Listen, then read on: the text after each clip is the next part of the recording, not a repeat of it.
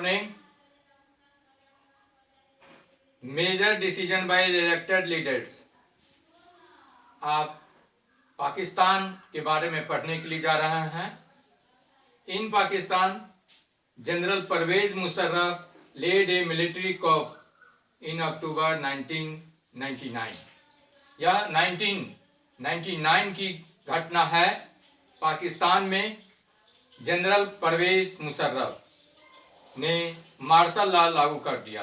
Martial law का अर्थ होता है जहां पर मिलिट्री शासन होता है. मिलिट्री ही सब कुछ होता है. ऑल इन ऑल मिलिट्री ही होगा. He overthrew a democratically elected government and declared himself the chief executive of the country.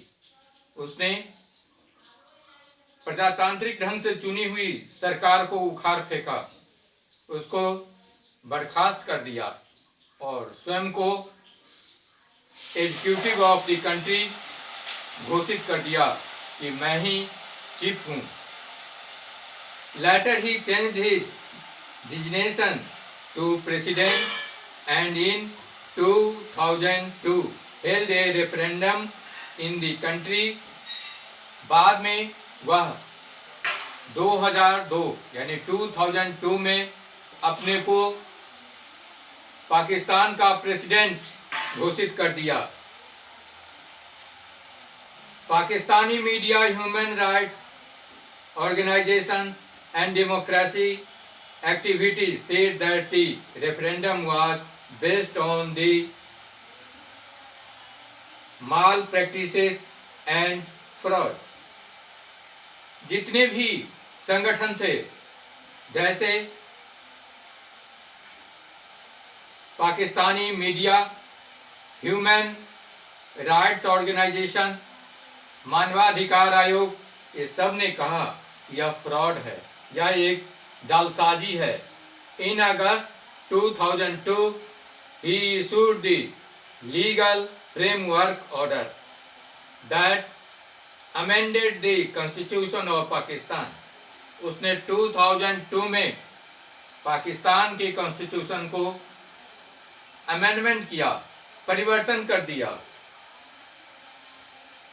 The president can dismiss the national and provincial assembly.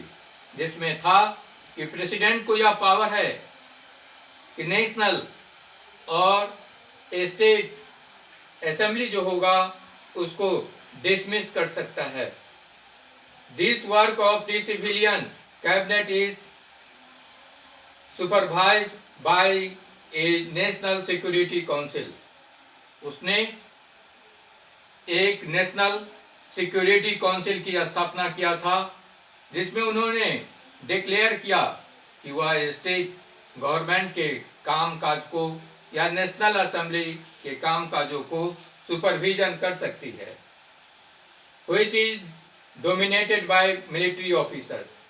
जो मिलिट्री ऑफिसर्स के द्वारा ही supervision किया जाएगा.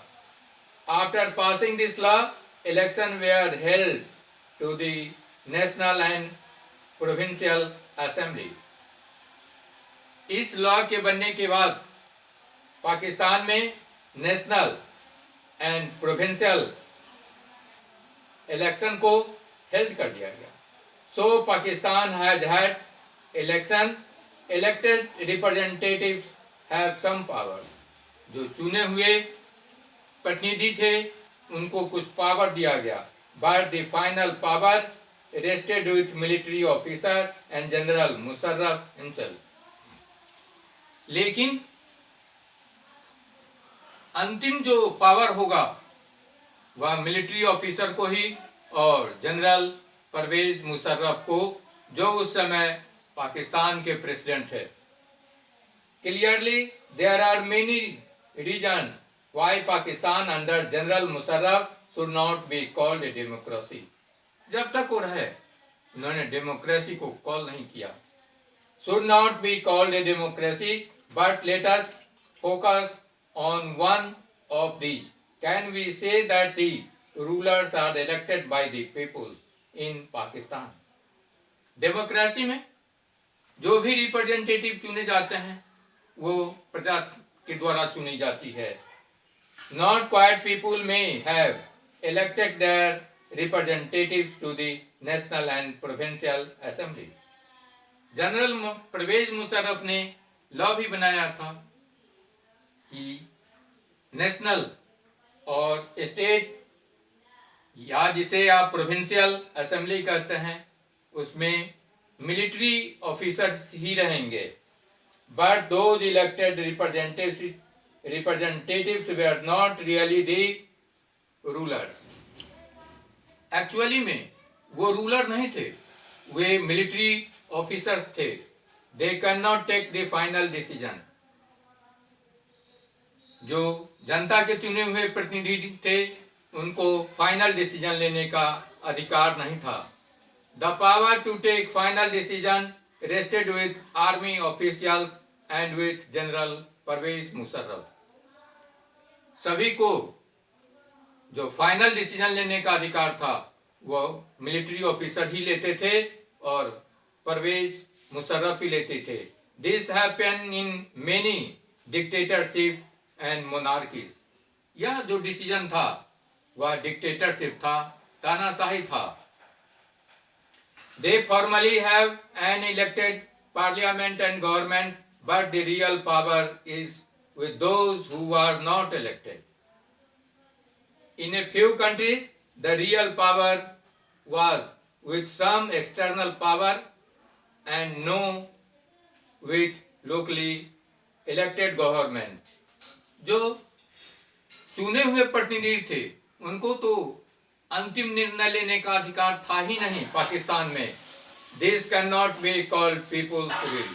कहने के लिए तो यह पीपुल रूल था, लेकिन यह तो डिक्टेटरशिप था। Thank you.